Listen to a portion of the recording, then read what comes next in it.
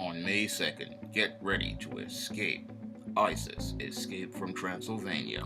The goddess next door and John Haynes must escape a horde of vampires on the hunt in this horror-filled Isis series adventure. Get Isis, Escape from Transylvania in paperback and e-readers May 2nd. One of my viewers asked me to take a look at some more recent episodes of the CW's Arrow. And the reason why he wanted me to take a look at these more recent episodes of Arrow was because he believed he saw some racism going on as related to John Diggle, Oliver Queen's black partner, who was codenamed Spartan. And I wasn't able to take a look at this CW episode of Arrow that came up last week because there was a Mets game on here in New York City on the CW partner CW11. However, I was able to take a look at that episode on Saturday night, and what I saw on Saturday night was John Diggle getting his nigger moment. Now, you've heard many YouTubers like Mr. Superboy223 use the term nigger moment, and I'm going to explain what that means right now. A nigger moment is what happens when a black man who involves himself with white people finds out that these white people do not see him in the same way that he sees them. And when they give him his nigger moment, they show him that they see him as just another Negro, and it's an effort to put that black man in his place. And what I saw on last week's episode of Arrow was John Diggle getting his nigger moment. And that nigger moment came when John Diggle decided to ask Oliver Queen for the second time for the hood of the Green Arrow. And Oliver Queen told him that he could not be the Green Arrow again because the Green Arrow allowed him to be the best version of himself. Now, I'm going to deconstruct what that statement means because there were a lot of racial undertones in that statement where Oliver Queen said the Green Arrow allowed him to be the best version of himself. Basically, between the lines, what Oliver Queen was saying to your John Diggle was that this Green Arrow costume allows me to be the best white man I can be, and because it allows me to be the best white man I can be, you cannot be on the same level as I am. So when he made that statement, he was basically telling John Diggle he could never be on the same level as he was. And that was the slap in the face that John Diggle had a hard time dealing with because your John Diggle, throughout a good chunk of the episode, was wondering why he was angry and wondering why there was something wrong. And I knew as I was watching this episode what was wrong with John Diggle was he was finding out that the white people who he thought valued him showed him how little value he had to them. That's why I said that this episode was John Diggle's nigger moment because he found out that what I knew watching this show for the last 6 years, that he was nothing more than Oliver Queen's butler. And as Oliver Queen's butler, his job was to stand at his side, help him clean up his messes, and to help him do things that he needed done. He was basically there to be the faithful servant. And when Oliver Queen asked him to be the Green Arrow, he asked him from the position of the butler because Oliver Queen was overwhelmed with being the mayor of Star City and caring for his son whose mother had recently died. And because he was overwhelmed in all of his duties, he needed John Diggle, the butler, to come in and fill in for him as the Green Arrow. Unfortunately, John Diggle had an injury in the first episode that led to him not being able to use his arm effectively, and then he had to go out and wind up buying some of this vertigo drug in order to be able to use his arm. And because he had these arm issues, Oliver Queen had to literally step back in as the Green Arrow and be the hero all over again. And what that was, again, was showing John Diggle his role in this situation. Unfortunately, because the John Diggle character was the butler, he didn't understand where his position was. His position was always the butler. It was always to be the fill-in, and it was always to be there to help Oliver Queen out of a jam.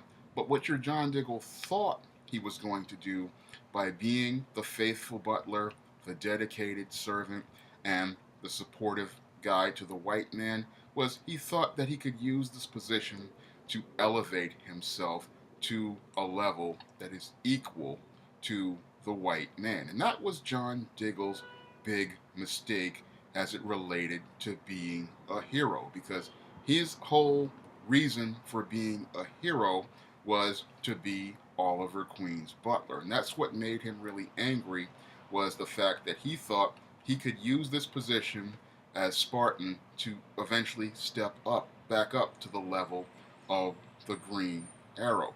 And that was coming from a position of weakness, because when you are coming from a position of weakness, you are not going to be seen as a leader, because that's where John Diggles, again, his other big mistake was he believed that he could come from that position to a leadership position when you're a hero, you don't ask to be a hero.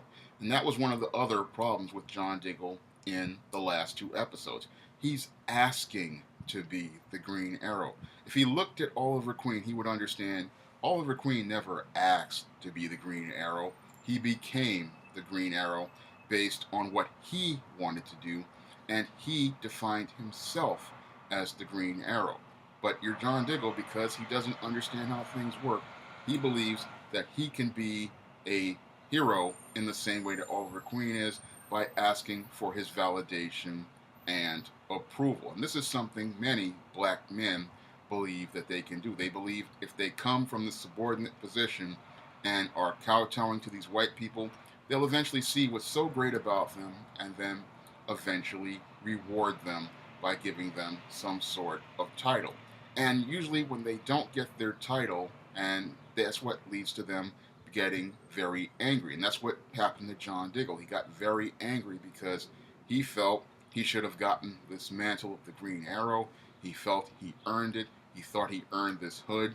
But that hood was designed for Oliver Queen because it allowed him to be the best version of himself, because he defined what the Green Arrow was on his terms. And that was the big problem with John Diggle. He didn't understand that in order to be a hero, you have to define what that means, and you have to do things on your terms. And what the big problem with John Diggle was, he thought he could be the Green Arrow on Oliver Queen's terms.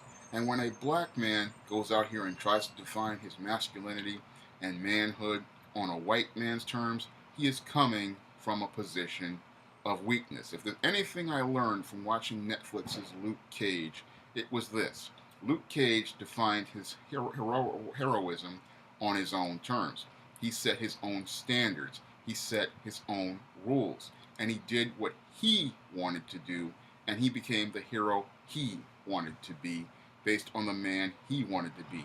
In contrast, John Diggle thought he could be a hero based on Oliver Queen's terms, and that showed how weak a man he truly was. And as I watched him in that episode, sitting there trying to figure out why he was so angry and what was so wrong, it made me shake my head, because I knew again what had happened to him based on my own personal experience working in places like the Food Emporium, Strive, and City College, where I had many of these N-word moments and understood that if you come from that submissive position, they are never going to respect you, because that's what John Diggle wanted. He wanted that hood because it represented the idea that he could be equal to Oliver Queen and that he could be respected in the same way. Unfortunately, the only way for a man to get respect is to go out here himself and define things on his own, establish things on his own terms, and do things the way he wants to do them. And what happened with John Diggle that really related to racism was the fact that he again thought Oliver Queen would treat him with the same respect and put him on the same level as he was. And he thought that he could use the Green Arrow hood to be the best version of himself. Not understanding that you can never be the best version of yourself wearing a white man's hand me down costume and being in a white man's role. Because what that black man, John Diggle, was doing was putting himself and saying to himself, I'm second best. Because when he put on that Green Arrow costume, basically he was saying to Oliver Queen, I will accept second best. I will accept your hand me down costume. I will accept being number two, and I will never see myself as number one. And when he took the mantle back and told him that it could be the best version of himself, basically he was telling John Diggle again he was not his equal and that the white man is always going to be number one. The white man is going to be supreme. The white man is the leader. The white man is the boss. And that's what John Diggle agreed to when he decided to become the sidekick Spartan. He agreed to do things on Oliver Queen's terms, and he agreed to be a hero to Oliver Queen's standard. And when he did that, again, he was telling everyone that he was willing to take being number two, and as long as he worked for him, he would be number two. Now, the hard lesson I saw in this episode that John Diggle didn't learn was that he needed to be a hero on his own terms. Because right after he left Oliver Queen in this episode and left Team Arrow, he goes over to his white wife and Argus. And that shows me that he really has not learned anything about being a black man. But that's par for the course with a Berlanti production show, because a Berlanti production show has a hard time presenting black men in a balanced perspective. They always see black men as weak on these shows, and the way we saw John Diggle, that was just sad. He goes from the white man to the white woman, not understanding that another N-word moment is waiting for him. And the reason why it's waiting for him is because he keeps doing things on other people's terms. He keeps trying to be a hero following somebody else's rules. And in order to be a hero, a man has to define his own terms for being a hero. You don't see Batman sitting up here saying that he's going to be a hero by Superman's standard. Nor do you see Superman going out here to be a hero on Batman's standard, because his standard is his standard. His standard is related to his mission, his goals, and his experience. And that's one of the reasons why I said John Diggle was unqualified to be the Green Arrow in the first place, because the Green Arrow was defined based on Oliver Queen's experiences on that island and based on the skills he learned on the island. So he took the skills and experience he learned on that island and decided to dedicate it as part of his mission to defend Star City. It wasn't anything related to John Diggle's experience or anything related to John Diggle's standard, so he wouldn't understand why those things were important overall to the mission of the Green Arrow. And that's again why I say he was being a hero on somebody else's terms, and that's not the reasons why a man goes out here and does anything. When I look at this John Diggle character, again, I just see what happens to many black men out here who believe they can take the role of the butler, thinking that it's going to be the way people will see them as a man. No, when you are in the role of the butler, they see you as a servant, and in some ways they see you as a boy. They don't see you on the same level as a man. And when you give your best in the role of a butler or a boy, they do not appreciate it. So the best thing John Diggle could have ever been on Team Arrow was Oliver's butler. He could never be a man on his level. And this is why he was so upset throughout the episode, not understanding why he was upset. He didn't understand that he was finally taking a look at himself and seeing himself from a red pill perspective, seeing himself as the emasculated position that he had, seeing the emasculated person that he was, and that in all of his years of being a faithful servant to your Oliver Queen, he would never be on the same level as Oliver Queen.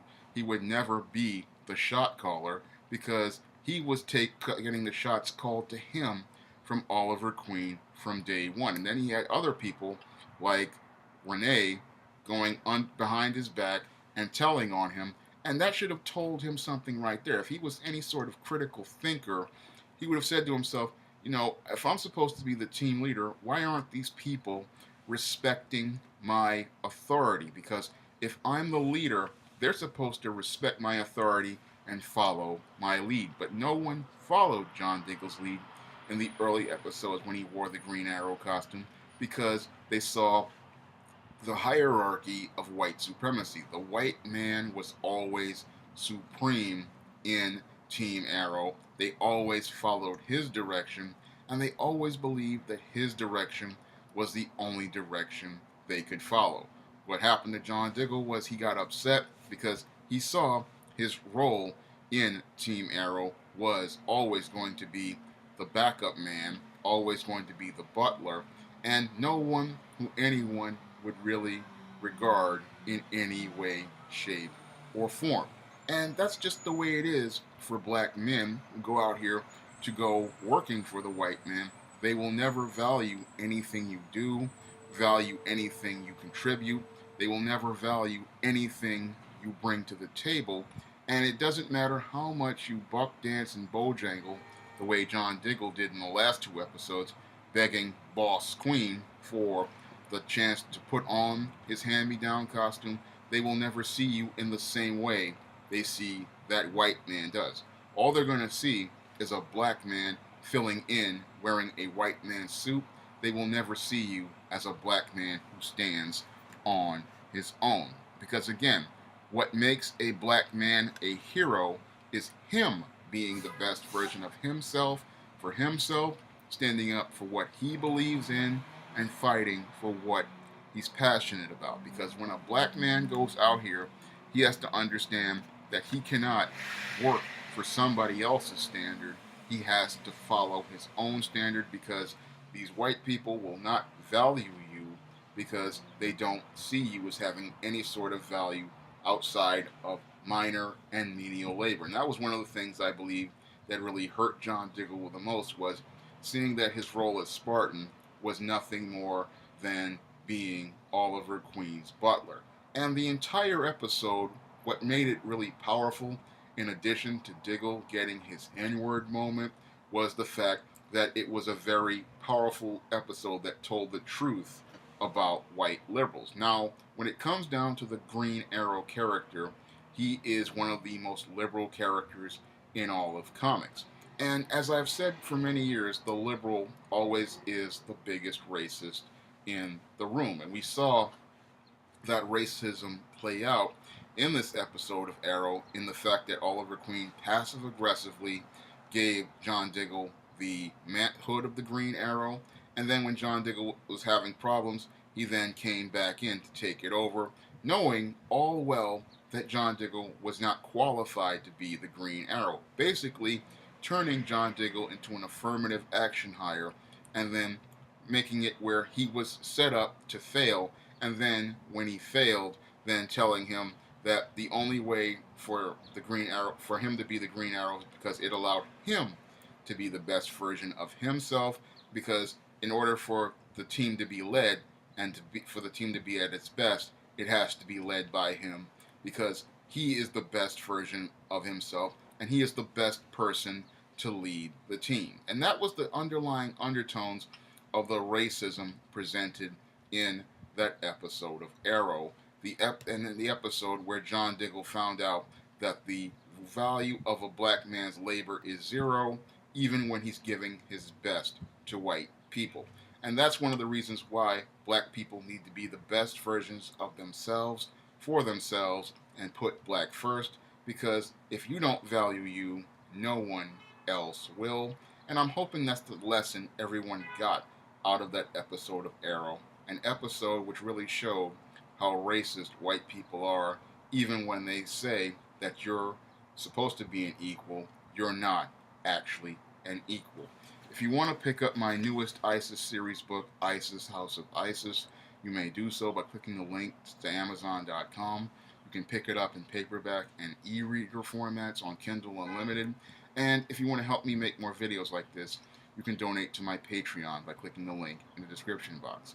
That's all I have to say for this video. You can comment, rate, and subscribe.